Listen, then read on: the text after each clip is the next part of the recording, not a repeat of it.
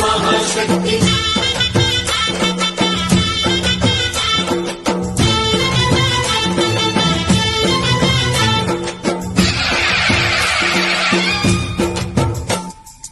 అమ్మా భవాని లోకాల నేలే ఓంకార రూపమమ్మా తల్లి నీ మహిమల్ని చూపవమ్మా